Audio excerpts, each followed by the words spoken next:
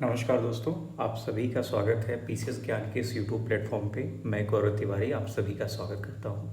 दोस्तों, current affairs की इस महत्वपूर्ण श्रृंखला में आज हम पार्ट 3 करेंगे, जिसमें पहले आपका पार्ट 1 और पार्ट 2 के माध्यम से आपको 80 क्वेश्चंस जो है करवा दिए गए हैं।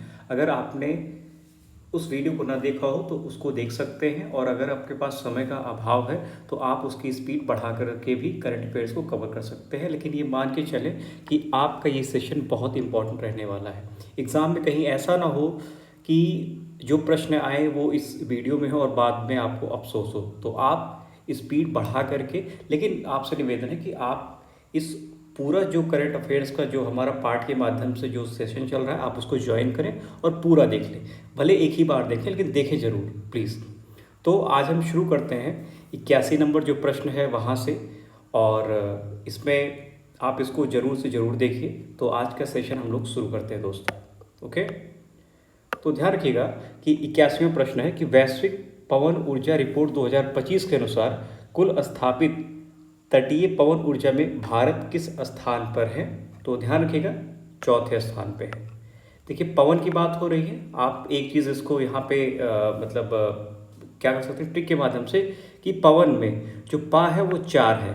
ठीक है, जो जो पवन लिखा गया है वो 4 है ना, पवन है ना। तो ये वाला 4 दिख रहा है आपको। तो इसमें भारत की रैंक कितनी है? चौथी है।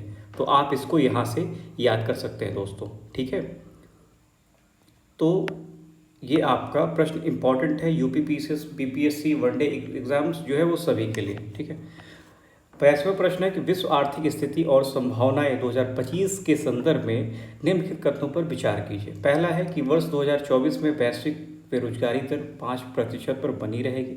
दूसरा है कि भारतीय अर्थव्यवस्था की वृद्धि दर वर्ष 2025 में 6.3% अनुमानित है।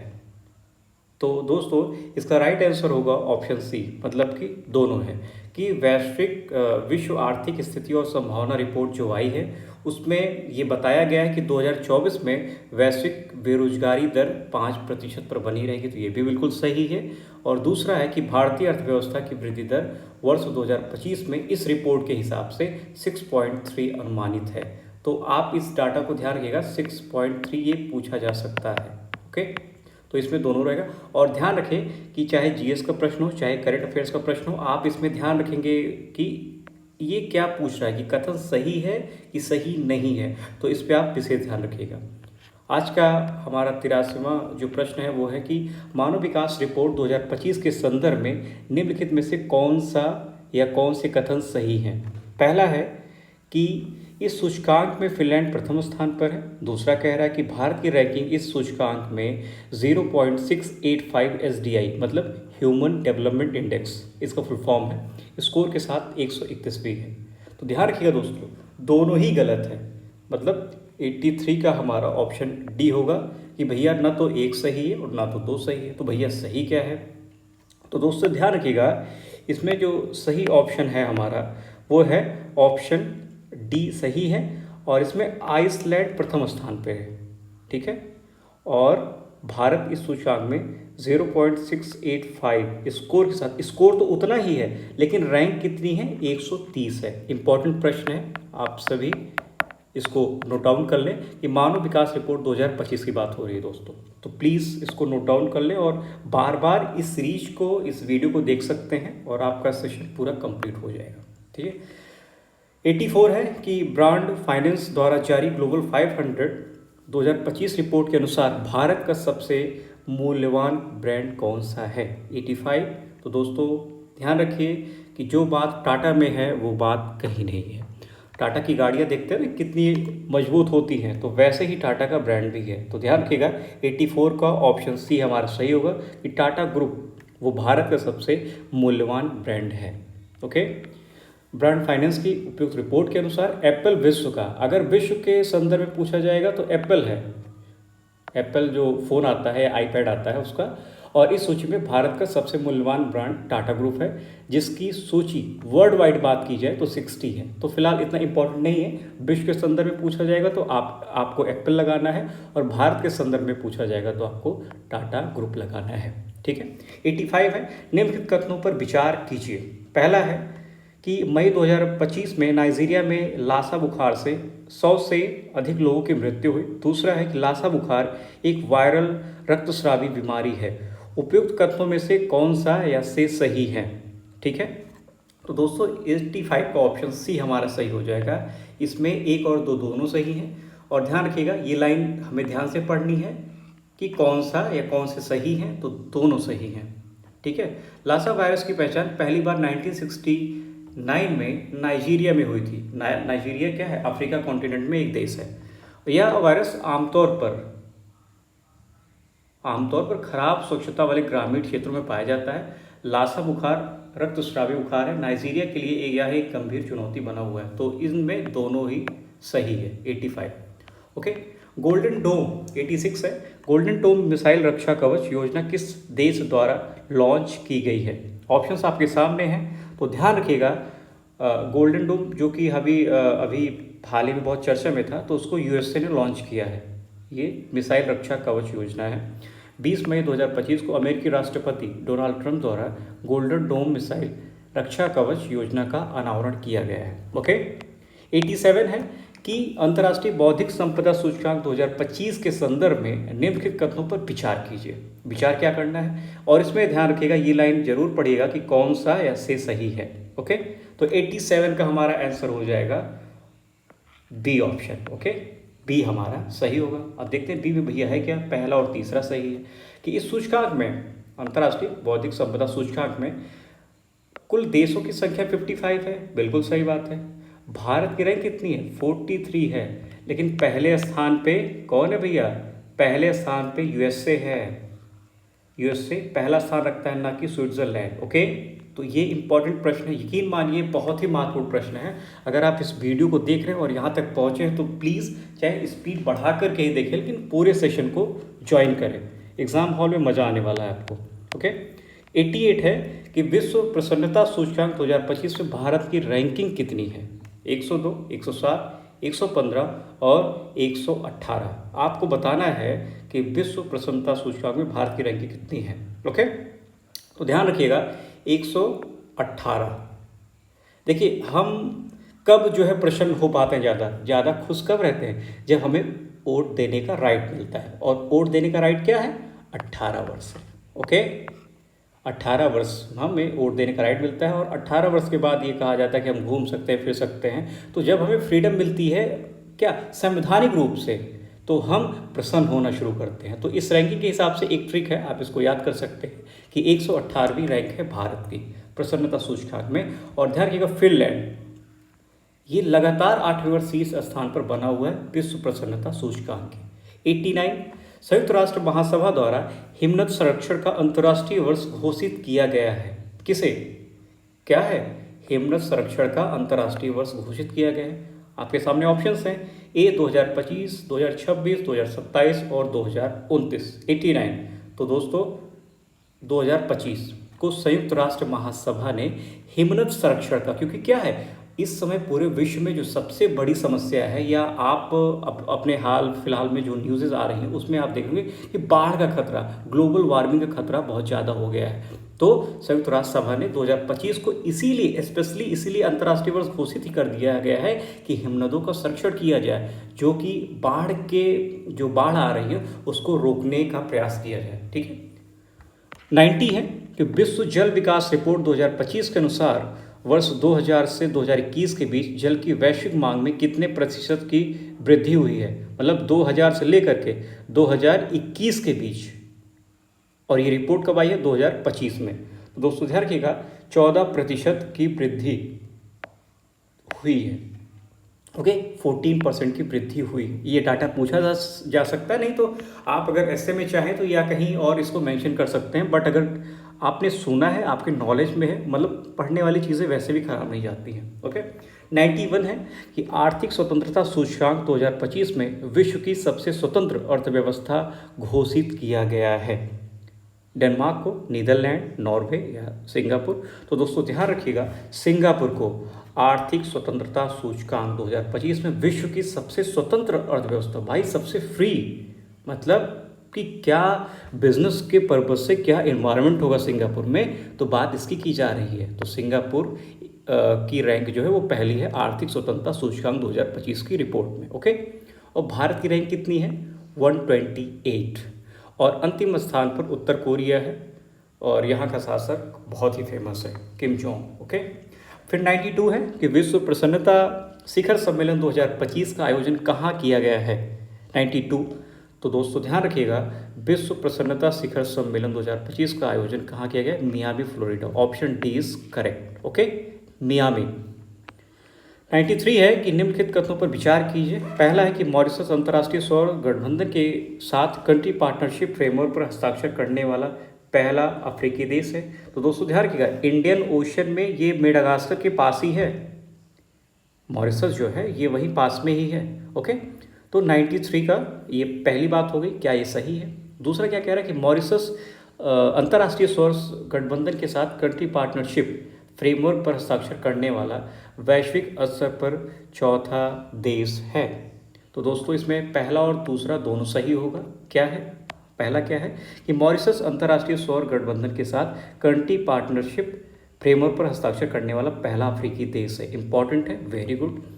और मॉरिशस अंतर्राष्ट्रीय सौर गठबंधन के साथ कंट्री पार्टनरशिप फ्रेमवर्क पर हस्ताक्षर करने वाला वैश्विक स्तर पर चौथा देश है। इंपॉर्टेंट है।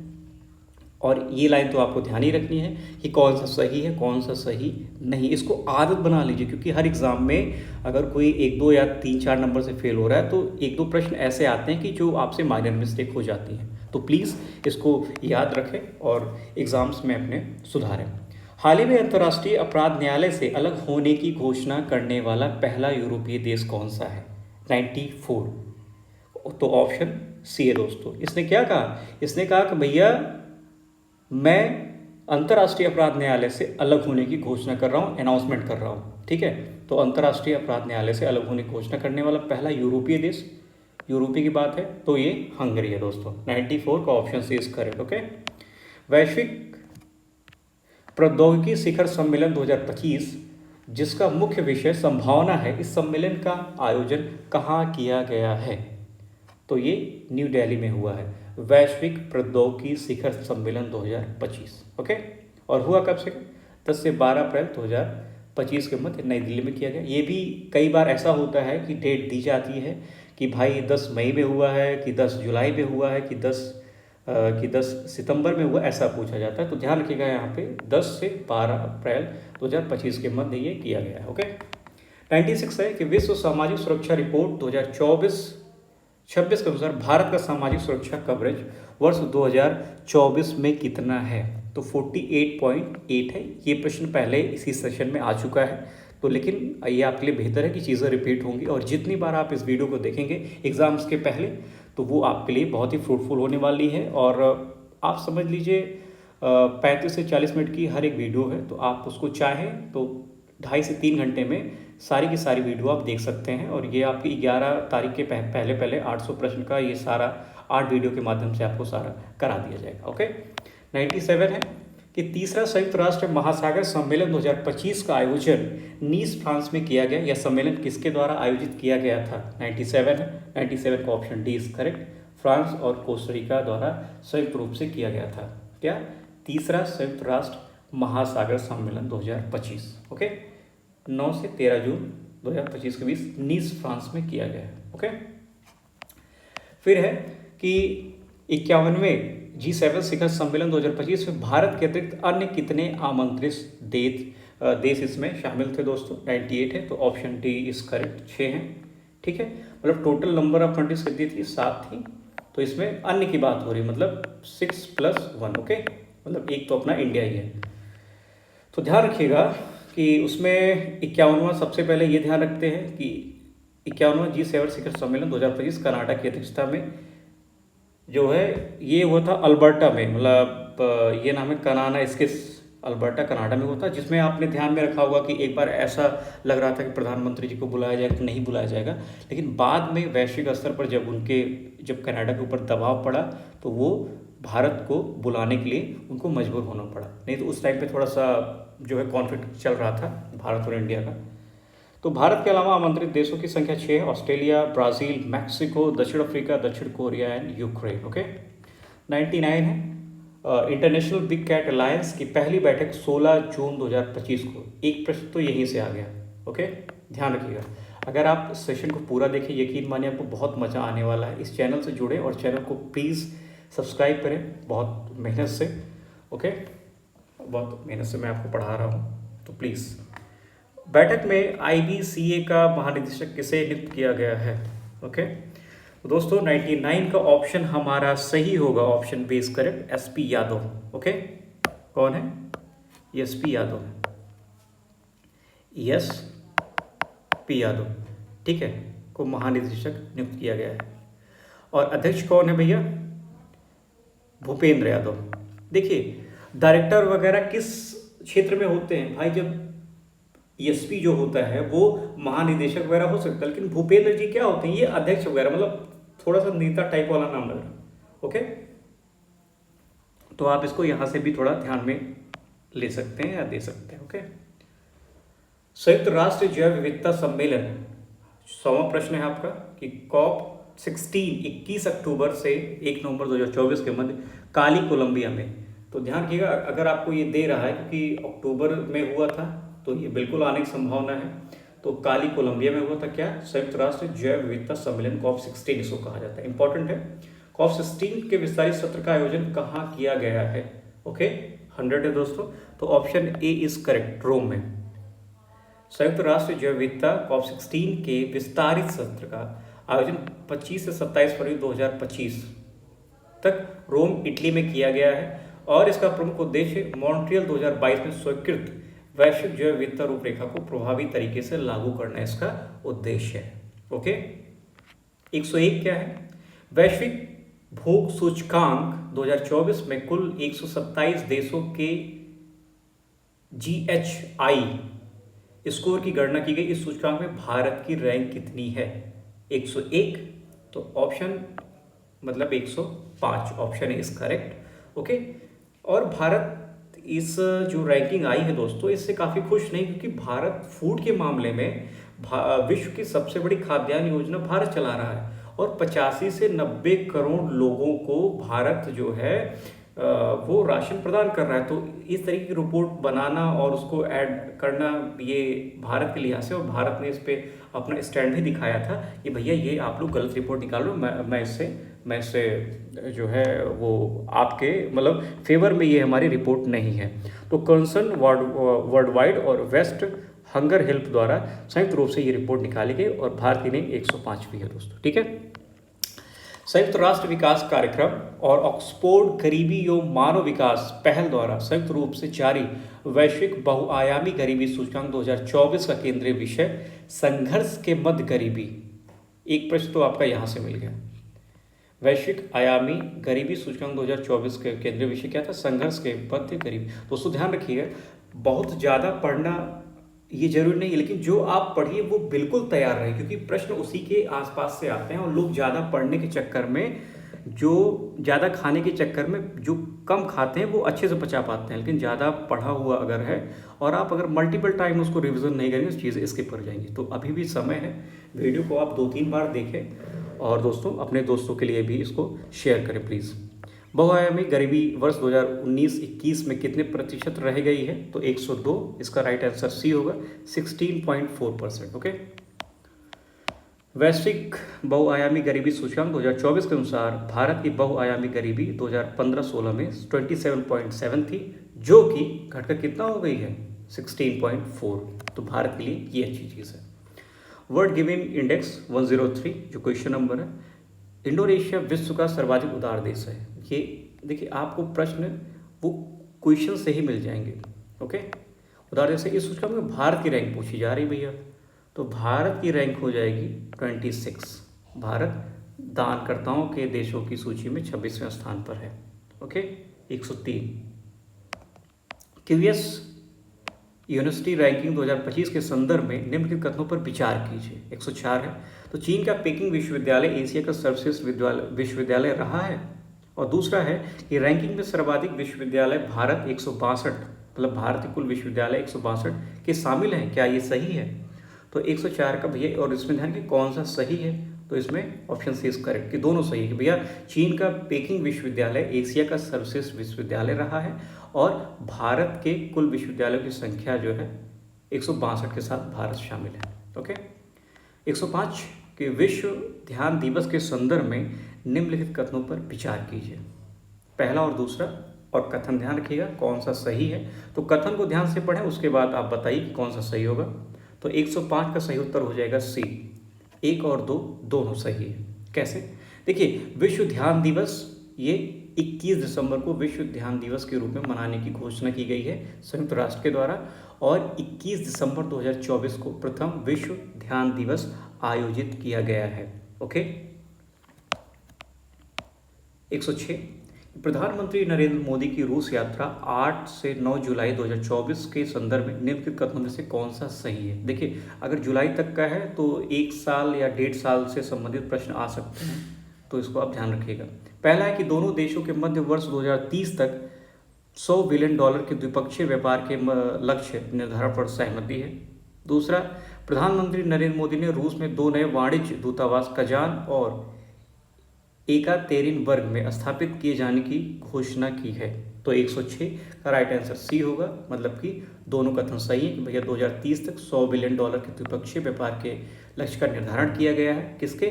भारत और रूस के मध्य। ये भी पूछ सकता है कि किन 2 देशों के बीच में, तो भारत और रूस के मध्य। ठीक है। और भारतीय प्रधानमंत्री नरेंद्र मोदी ने 2 नए वाणिज्य दूतावास किस देश में खोलने की घोषणा की है? तो रशिया है। अगर उसमें डीप में जाएगा तो शहर दे देगा और शहर ध्यान रखिएगा कजान और एकातेरिनबर्ग में स्थापित किया गया है। ओके, तो ये आप इसको ध्यान रखिएगा। 107वां प्रश्न है कि वैश्विक वित्तीय स्थिरता रिपोर्ट किस संगठन द्वारा जारी की जाती है? विश्व बैंक, ADB, IMF या UNDP? ओके, तो 107वें का राइट आंसर है दोस्तों सी कि IMF के द्वारा वैश्विक वित्तीय स्थिरता रिपोर्ट जारी की जाती है। तो आप सभी इसको ध्यान में रखिएगा। ठीक है। फिर 108 है कि दूसरे भारत कैरिकॉम शिखर सम्मेलन का आयोजन कहाँ किया गया था? 108वां प्रश्न है। तो option A George town Guana में भारत दूसरा कैरिकॉम शिखर सम्मेलन 20 नवंबर 2024 को संपन्न हुआ। भारतीय प्रधानमंत्री नरेंद्र मोदी ने इसमें भाग लिया है। ओके, तो जॉर्ज टाउन, ये कैपिटल का प्रश्न जब पूछा जाता है विविध में, तो गुआना की कैपिटल क्या है? George town. ओके, ठीक है, ये इसकी कैपिटल है। गुआना की कैपिटल क्या है? जॉर्ज टाउन है। तो आप इसको भी ध्यान में रखिएगा। ओके,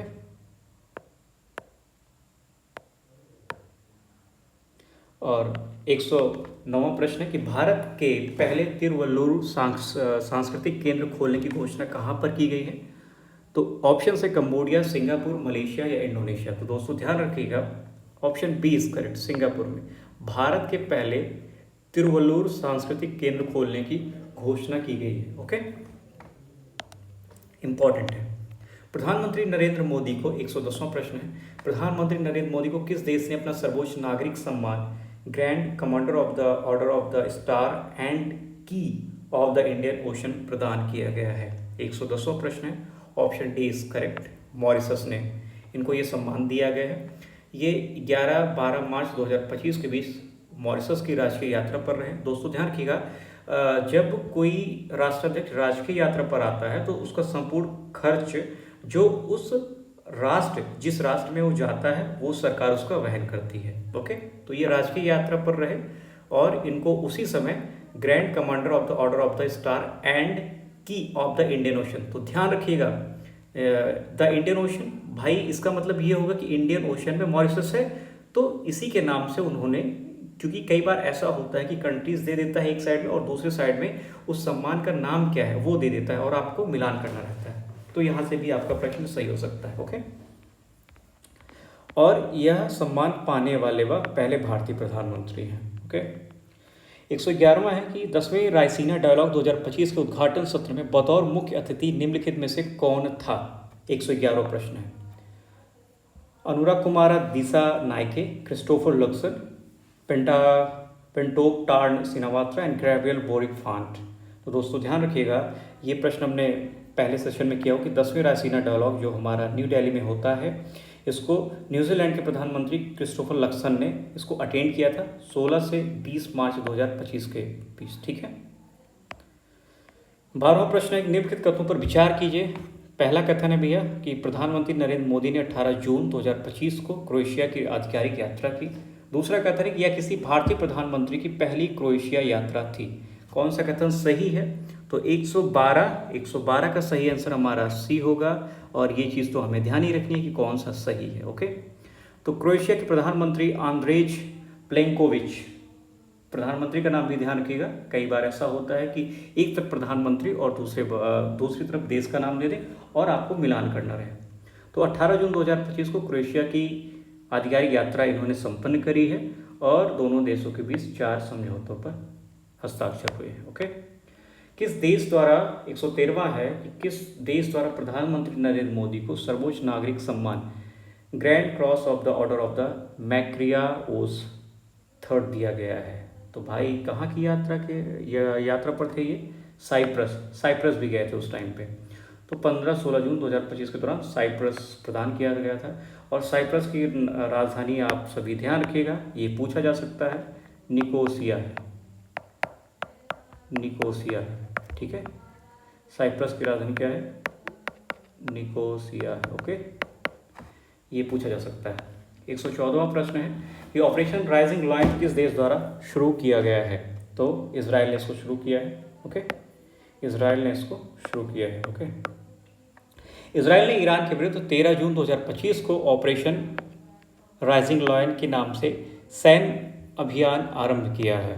ओके दोस्तों, आप सभी वीडियो को देखें और आपके जान पहचान में जो ग्रुप्स हैं आप उसमें भी इसको शेयर कर सकते हैं, क्योंकि अभी चैनल की स्टार्टिंग है, लेकिन मैं बहुत ही मेहनत से आपके लिए जो कंटेंट है वो तैयार कर रहा हूँ।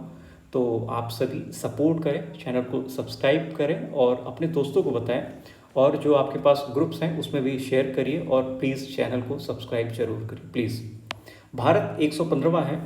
नेक्स्ट है कि भारत ने एशियाई उत्पादकता संगठन APU की अध्यक्षता संभाली, भारत का कार्यकाल होगा। ओके, 115वां है। तो 2025-26 क्या है? एशियाई उत्पादकता संगठन की अध्यक्षता भारत ने संभाली है, और ये कब तक के लिए है भैया? ये 2025 और 26 तक के लिए। ओके, 116वां है कि आसियान शिखर सम्मेलन 2025 का आयोजन कहाँ हुआ? ऑप्शंस हैं Jakarta, Kuala Lumpur, Singapore and Bangkok. Okay, तो 116 का राइट आंसर हो जाएगा बी, मलेशिया की राजधानी कोलालमपुर है। तो 46वें आसियान शिखर सम्मेलन 2025 का आयोजन 26 मई 2025 को कोलालमपुर मलेशिया में किया गया। इसका मुख्य विषय था समावेशीपन और स्थिरता, इंक्लूसिविटी एंड सस्टेनेबिलिटी। ओके, 117 है, 117 डी, मतलब इसमें सही हो जाएगा हमारा कि असंगत का पूछ रहा है भैया कि इसमें कौन सा सही नहीं है। ओके, क्योंकि अभी ये चेंज हो गए, जो ओलाफ स्कोल्ज साहब थे ये चेंज हो गए और इनके स्थापक आए हैं फ्रेडरिक मर्च। अभी ये जो क्वेश्चन है ये अभी आपका दोस्तों RO का जो एग्ज़ाम हुआ है यूपी में, इसमें ये प्रश्न आया हुआ है कि 4 राष्ट्राध्यक्ष थे और 4 देश थे, उनका मिलान करने के लिए दिया था, तो ये पूछा जा चुका है। तो आप सभी इसको ध्यान रखिए। ओके,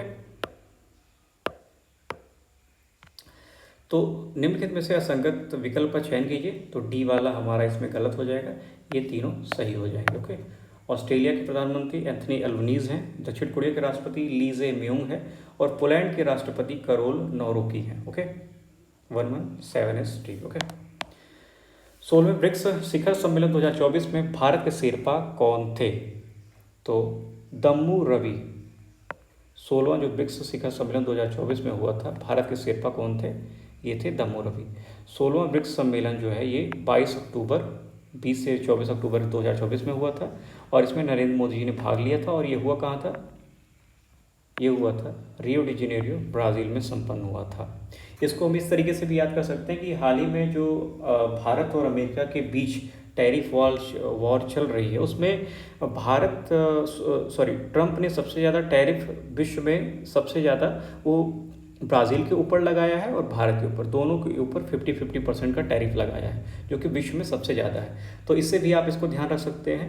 ठीक है, ओके। 16वां हुआ था जो है दम्मुरवी थे। जो 17वां ब्रिक्स शिखर सम्मेलन 2025 में है, ये रियो डी जेनेरियो ब्राज़ील में संपन्न हुआ है, तो इसको ध्यान रखिए। 16वां कहाँ हुआ था?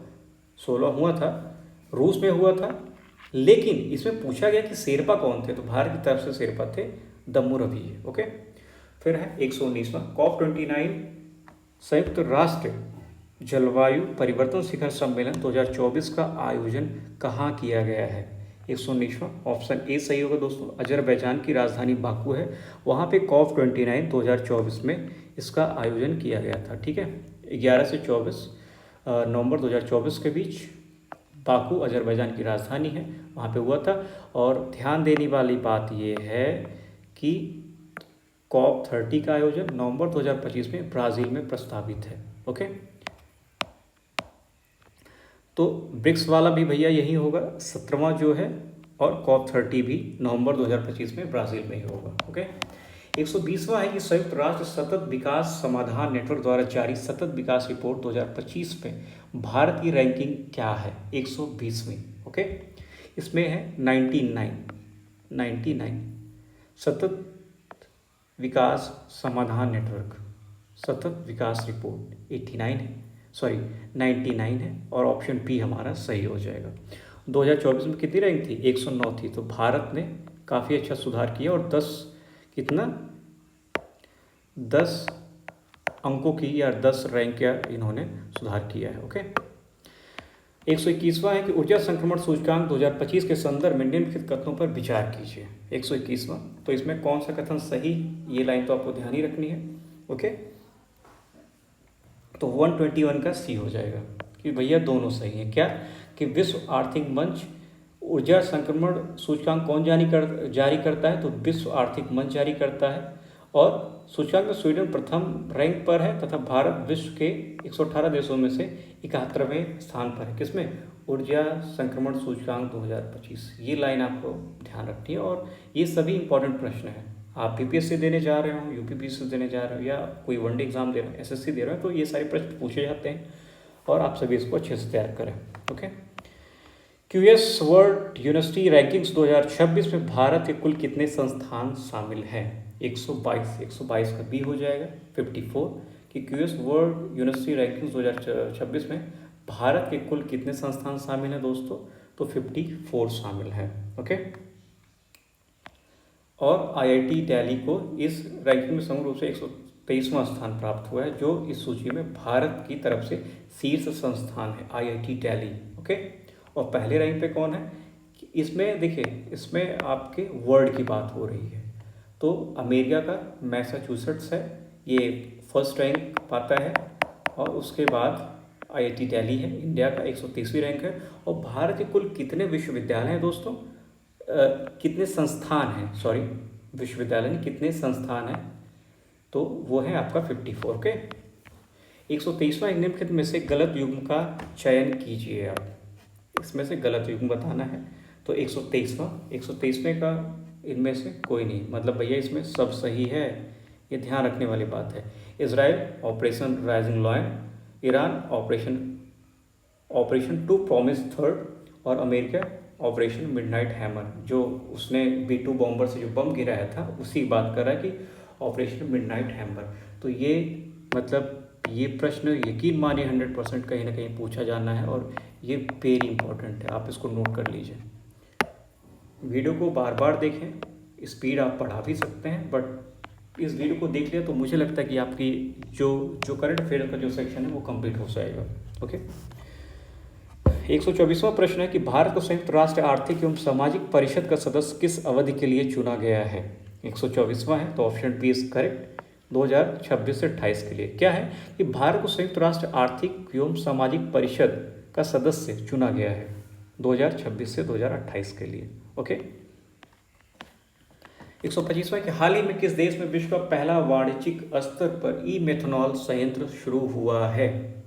125वां है, option B is correct, Denmark की कैपिटल है कोपेनहेगन, नोट कर सकते हैं, विविध में पूछा जा सकता है। ओके, 13 मई 2025 को डेनमार्क में विश्व का पहला वाणिज्यिक स्तर का ई मेथनॉल संयंत्र शुरू किया गया है। 126वां प्रश्न है कि फरवरी 2025 में चीन के बेल्ट एंड रोड इनिशिएटिव से हटने का फैसला करने वाला पहला लैटिन अमेरिकी देश कौन सा बना है? ओके, बताइए। 126वां, तो ऑप्शन ए इज़ करेक्ट, हमारा पनामा हो जाएगा। देखिए, लैटिन अमेरिका देश जो है, जैसे ये हमारा हो गया नॉर्थ अमेरिका, ये हमारा हो गया साउथ अमेरिका, ठीक है। ये जो यहाँ पे देश आते हैं, जो कंट्रीज आती हैं या आइलैंड वगैरह आते हैं, ये आपका लैटिन अमेरिका कहलाते हैं। ये हो जाएगा नॉर्थ अमेरिका और ये हो जाएगा आपका साउथ अमेरिका। तो ये क्या होगा, ये हमारा हो जाएगा लैटिन अमेरिका। तो यही की बात हो रही है। और जो पनामा जो पनामा जो कैनल है वो भी यही है, पनामा कैनल यही है। और जिस देश की बात हो रही है पनामा, वो यहीं पे है। ओके, तो फरवरी 2025 में तो ये लैटिन अमेरिकी देश है और ये हटा यहाँ से। 127वां है कि वर्ल्ड जस्टिस प्रोजेक्ट द्वारा जारी रूल ऑफ लॉ इंडेक्स 2024 में भारत की रैंक कितनी है? 127। तो दोस्तों ध्यान रखिएगा, 79 इज करेक्ट, कि भारत की 79वीं रैंक है 79। सूचकांक के अनुसार लगातार 7वें वर्ष विश्व स्तर पर विधि के शासन में गिरावट दर्ज की गई है। सूचकांक में प्रथम स्थान पर कौन है? प्रथम पर है डेनमार्क, ओके। उसके बाद सेकंड पर है नॉर्वे, ओके। और थर्ड पर है फिनलैंड, ठीक। 128वां है, तो आप इसको ध्यान रखिएगा। भारत की रैंकिंग के बारे में पूछा जा रहा है, तो 79 है। हाल ही में इफ्को ने किस देश में अपना पहला विदेशी नैनो उर्वरक संयंत्र स्थापित करने की घोषणा की है, अनाउंस किया है? 128। Option A is correct, okay. IFFCO ने किस देश में अपना पहला विदेशी नैनो उर्वरक संयंत्र स्थापित करेगा? तो वो ब्राज़ील में करेगा। हाल ही में याला ग्लेशियर को तेजी से पिघलने के कारण मृत घोषित कर दिया गया, यह किस देश में स्थित है? 129 बी, ओके, नेपाल में। याला जो ग्लेशियर है वो नेपाल का पहला ग्लेशियर है जिसे मृत घोषित किया गया है। 1970 के दशक से वर्तमान तक 66% भाग इसका नष्ट हो चुका है, ओके। 130वां प्रश्न है कि 23 से 25 अक्टूबर 2024 के बीच financial action task force FATF की बैठक में 4 देशों को ग्रे सूची में शामिल किया गया है। उस देश का नाम बताइए जिसे इस बैठक के दौरान ग्रे सूची से बाहर किया गया है। 130, तो सेनेगल को बाहर किया गया है। सेनेगल एक अफ्रीकी देश है जो कि वेस्टर्न साइड पे है, वेस्टर्न साइड पे है और नॉर्थ वेस्ट में, मतलब आप देखेंगे तो वेस्टर्न सहारा के पास ही सेनेगल है। तो इसको ग्रे सूची से बाहर किया गया। देखिए, FATF क्या है? फाइनेंशियल एक्शन टास्क फोर्स, जैसा कि आपको नाम से ही प्रतीत हो रहा है कि ये वैश्विक स्तर पर अर्थव्यवस्थाओं से संबंधित जो फाइनेंशियल एक्टिविटी होती है कंट्रीज़ की, उससे संबंधित होता है। तो वो अर्थव्यवस्था के हिसाब से ग्रे सूची में जब शामिल कर लिया जाता है तो मतलब उसको मॉनिटर किया जा रहा है, उस पर कई तरीके के प्रतिबंध लगे होते हैं। और जब ग्रे सूची से बाहर हो जाता है तो वो प्रतिबंध उससे हट जाते हैं। 131 वैश्विक लोकतंत्र सूचकांक 2024 के संदर्भ में दिए गए विकल्पों में से गलत विकल्प का चयन कीजिए। 131 इज करेक्ट, बताइए इसमें गलत की बात हो रही है। ध्यान रखिएगा, प्रश्न को ध्यान से पढ़ना है। वैश्विक लोकतंत्र 2024 की बात हो रही है, तो इसका प्रकाशन इकोनॉमिक इंटेलिजेंस यूनिट, ये बिल्कुल सही है कि EIU के द्वारा ये रिपोर्ट जारी की जाती है। इस सूचकांक में पहली रैंक नॉर्वे की है, बिल्कुल सही है। और नॉर्वे लगातार 16 वर्ष पूर्ण लोकतंत्र की श्रेणी में बना है, तो ये भी बिल्कुल सही है दोस्तों। और भारत की रैंक कितनी है? 51 नहीं है, भारत की रैंक है 41, ओके। और भारत जो है वो त्रुटिपूर्ण लोकतंत्र की श्रेणी में शामिल है। तो ये हमारा 131वां प्रश्न था। 132वां है कि संयुक्त राष्ट्र संघ के तत्वावधान में प्रथम विश्व ध्यान दिवस कब आयोजित किया गया है? तो ये प्रश्न अभी हमारा पहले आया है, अगर आपने ध्यान से पढ़ा होगा तो ये प्रश्न आप सही कर लेंगे। वैसे इसका राइट आंसर होगा option C is correct, option C is correct, okay. और न्यूयॉर्क स्थित संयुक्त राष्ट्र मुख्यालय में इसका आयोजन किया गया था। वैश्विक शांति एवं सद्भाव के लिए ध्यान इसकी थीम है। 133वां प्रश्न है कि मई 2025 में भारत और डेनमार्क के बीच नवीनीकृत समझौता किस क्षेत्र से संबंधित है? 133वां है। 133 का ऑप्शन सी हमारा सही हो जाएगा, भारत और डेनमार्क के बीच, ठीक, ऊर्जा से संबंधित जो समझौते हुए हैं। ओके। हाल ही में तालिबान द्वारा अफगानिस्तान में किस खेल पर प्रतिबंध लगाया गया है? ठीक, तालिबान द्वारा अफगानिस्तान में। तो 134 पर इसका सही उत्तर डी होगा, शतरंज पर। और ध्यान रखिएगा, शतरंज एक भारतीय, मतलब सबसे पहले शतरंज की शुरुआत विश्व में कहीं हुई थी तो वो भारत में हुई थी। ठीक है, तो इसका जन्म जो है भारत में हुआ था। तालिबान द्वारा इस्लामिक कानून के अंतर्गत शतरंज को जुआ से जोड़ते हुए अफगानिस्तान में इस खेल पर प्रतिबंध लगा दिया गया है। ओके। नेक्स्ट है 135वां कि भारत द्वारा एंटी डंपिंग ड्यूटी की अनदेखी द्वारा अनुचित व्यापार प्रथाओं के कारण किस देश से जूट और फाइबर उत्पादों के आयात पर प्रतिबंध की घोषणा की गई है? 135 option C. Okay, anti dumping duty की अनदेखी। तो उपयुक्त प्रतिबंध भारत के सबसे बड़े कंटेनर बंदरगाह नौवा सेवा बंदरगाह को छोड़कर सभी भूमि और समुद्री बंदरगाहों से आयात पर लागू होंगे। 27 जून 2025 से तत्काल प्रभाव से इसे लागू किया गया है। तो ध्यान रखिएगा, जो बांग्लादेश है उसमें ये सही होगा। ठीक, 136 निम्नलिखित में से गलत युग्म का चयन कीजिए। इसमें गलत युग्म पूछ रहा है, आप इस लाइन को पूरा ध्यान से पढ़ें। तो इसमें क्या होगा कि ग्लेशियरों के संरक्षण एवं उच्च स्तरीय अंतर्राष्ट्रीय सम्मेलन दुशांबे में हुए, ये बिल्कुल सही है, ये आपका सही है। विश्व हाइड्रोजन शिखर सम्मेलन 2025 रॉटरडम, ये भी बिल्कुल सही है। 78वीं विश्व स्वास्थ्य सभा का आयोजन जिनेवा, बिल्कुल सही है। और 46वां आसियान शिखर सम्मेलन दोस्तों, ये अभी हमने पहले पढ़ा था, ये जकार्ता नहीं है, इंडोनेशिया की राजधानी जकार्ता है, लेकिन बात यहाँ पे 46वां आसियान शिखर सम्मेलन है। तो ये अभी हमने पहले ही पढ़ा था, कोलालमपुर में हुआ है और ये मलेशिया की राजधानी, और इसका मुख्य विषय क्या है? समावेशीपन और स्थिरता। Okay. 137 eight sea observer mission क्या है? तो ये है क्वाड देशों का पहला मिशन है, एट सी, ओके। हिंद प्रशांत क्षेत्र में समुद्री सहयोग व समन्वय को प्रोत्साहित करने के उद्देश्य से क्वाड देशों द्वारा पहला mission at sea observer mission शुरू किया गया है। ओके। हाल ही में क्वाड की विदेश मंत्री स्तरीय बैठक का आयोजन कहाँ किया गया है? 138 ऑप्शन इज हमारा सी हो जाएगा। जो क्वाड के विदेश मंत्रियों की जो बैठक हुई थी, जिसमें हमारे यहाँ से एस जयशंकर साहब गए थे, वो गए थे Washington DC, USA। Okay, 138 option C is correct. Okay.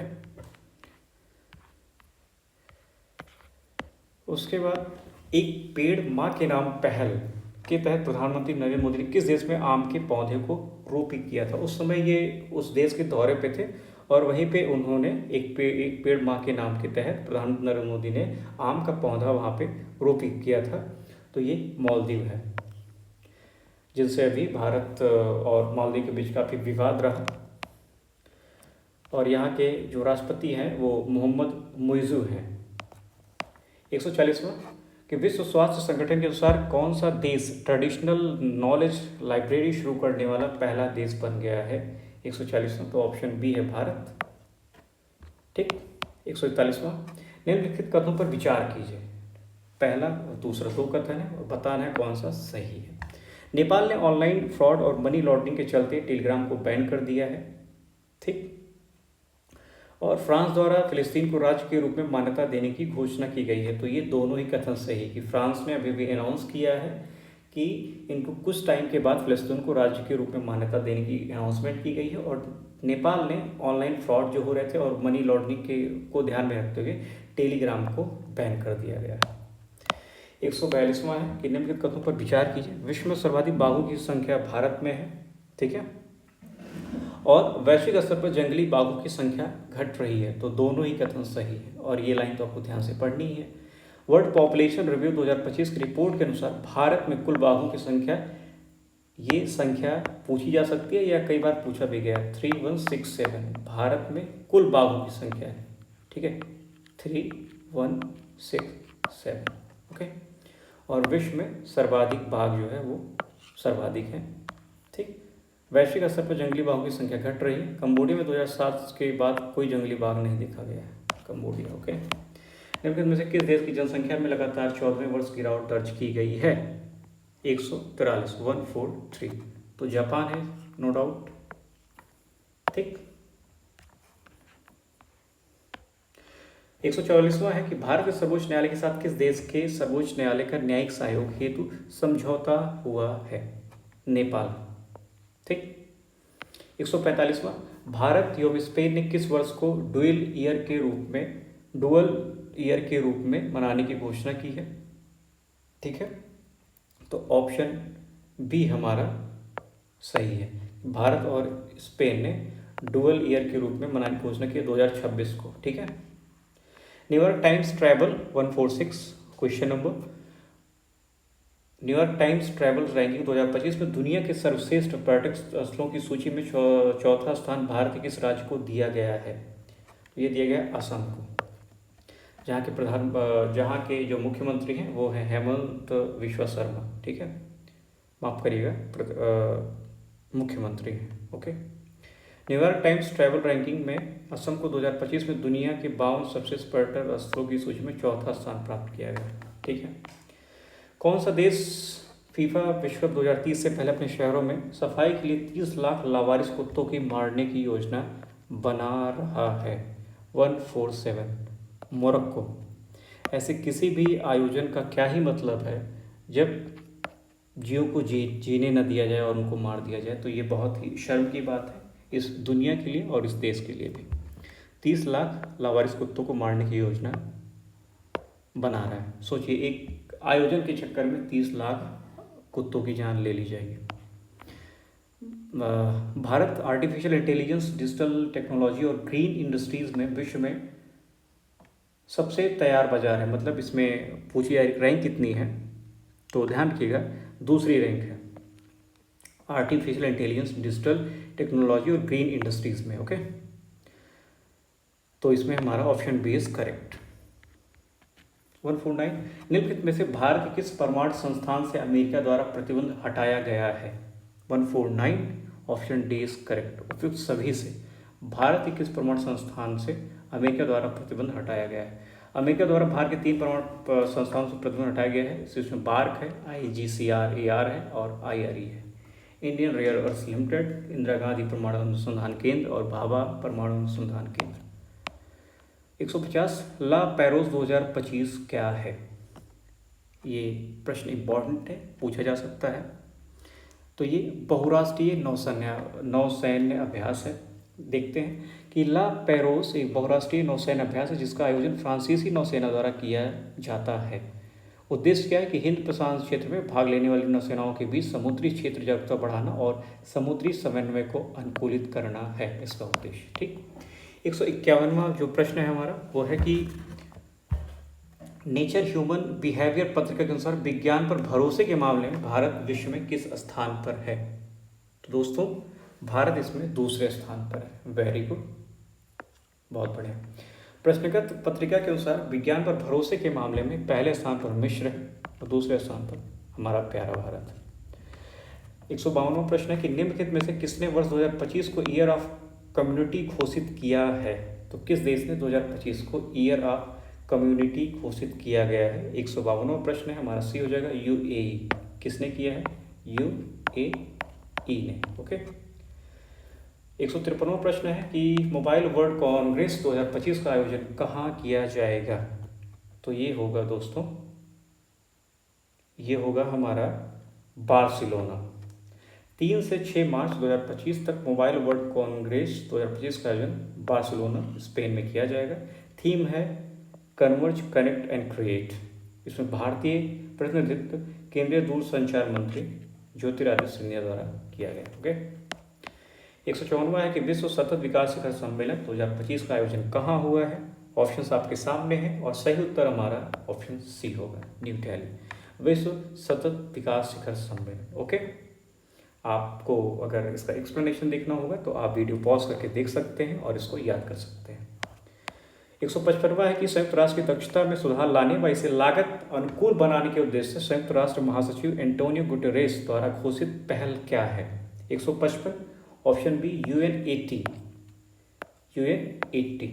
ठीक। संयुक्त राष्ट्र महासचिव कौन है? Antonio Guterres. 156 दुनिया का पहला AI से तैयार अखबार फोग्लियो प्रकाशित हुआ नॉर्वे में, बेल्जियम में, इटली में या तंजानिया में? तो C option is correct, Italy में। दुनिया का पहला एआई से तैयार अखबार है और इसका नाम क्या है? फोग्लियो। फोग्लियो। 157 फीफा विश्व कप 2026 में प्रतिबंधित देश कौन से हैं? पाकिस्तान, रशिया, कॉन्गो या उपयुक्त सभी? इंपॉर्टेंट प्रश्न है, तो ध्यान रखिएगा। उपयुक्त सभी इस करेक्ट, मतलब पाकिस्तान को भी फीफा विश्व कप 2026 में प्रतिबंधित किया गया है, रूस को भी किया गया है और कॉन्गो को भी किया गया है। ठीक। और एक इम्पॉर्टेंट प्रश्न ये बनता है और पिछले वर्षों में पूछा भी गया है कि टीमें कितनी भाग लेती हैं? तो इसमें 48 टीमें भाग लेंगी, 48 टीमें भाग लेंगी। इसमें संयुक्त राज्य अमेरिका, और ये कहाँ कहाँ होगा? कनाडा और मैक्सिको में हो, क्योंकि ये क्या है? ये नॉर्थ अमेरिका है पूरा। ठीक है, तो ये और ये तीनों हैं, यूएसए है, कनाडा है और मैक्सिको। ओके। तीसरा, अंतर्राष्ट्रीय स्वास्थ्य प्रौद्योगिकी मूल्यांकन संगोष्ठी 2025 का आयोजन कहाँ हुआ है? 158, ऑप्शन सी इज करेक्ट। ये हमारा हो जाएगा भारत मंडपम में हुआ है। ये तीसरे अंतर्राष्ट्रीय स्वास्थ्य प्रौद्योगिकी मूल्यांकन संगोष्ठी 2025 का आयोजन 8 से 25 मार्च भारत मंडपम नई दिल्ली में किया गया। और इसका उद्घाटन कौन किया था भैया? स्वास्थ्य का मामला है तो स्वास्थ्य मंत्री करेंगे, जेपी नड्डा जी। डोपिंग उल्लंघन मामले की वैश्विक सूची में भारत किस स्थान पर है? प्रश्न संख्या 159 है। तो दोस्तों इसमें भी भारत दूसरे स्थान पर है। एथलेटिक्स नैतिकता इकाई द्वारा जारी डोपिंग उल्लंघन मामलों की वैश्विक सूची में भारत दूसरे स्थान पर। इस सूची में भारत के 128 एथलीट शामिल हैं। 134 एथलीटों के साथ केन्या सूची में प्रथम स्थान पर है। ब्रिक्स संसदीय मंच की ब्राजीलिया बैठक 4 से 5 जून 2025 में भारतीय प्रतिनिधिमंडल का नेतृत्व किसके द्वारा किया गया है? तो ये ओम बिरला के द्वारा किया गया, क्योंकि ये लोकसभा अध्यक्ष हैं। तो लोकसभा अध्यक्ष ने ब्रिक्स संसदीय मंच की ब्राजीलिया बैठक में भारतीय प्रतिनिधिमंडल का नेतृत्व किया है। ओके। हाल ही में दुनिया की सबसे ऊंची 3D प्रिंटेड इमारत बनाई गई है, तो ये ज्यूरिख में, स्विट्जरलैंड के ज्यूरिख में दुनिया की सबसे ऊंची 98.5 फीट 3D प्रिंटेड इमारत बनाई गई, जिसका नाम टोर अल्वा है। ऐसे प्रश्न पूछे जाते हैं और एक्सेप्शन में प्रश्न आ जाते हैं, तो आप सभी इसका ध्यान रखें। 162वां प्रश्न है कि हाल ही में भारत ने फिलीपींस से सुरक्षा और पर्यटन समेत कितने समझौते किए हैं? तो 162 का ऑप्शन डी हो जाएगा 9। भारत और फिलीपींस के से सुरक्षा और पर्यटन समेत कितने समझौते हुए हैं? तो इतने समझौते हुए दोस्तों। तो आप सभी का बहुत बहुत धन्यवाद दोस्तों क्लास से जुड़ने के लिए। आप सभी क्लास को पूरा देखें, शेयर करें, और ये वीडियो आपके लिए काफ़ी मेहनत से बनाई जा रही है, तो प्लीज़ चैनल को सब्सक्राइब जरूर करें। ओके, नमस्कार दोस्तों, बहुत बहुत धन्यवाद।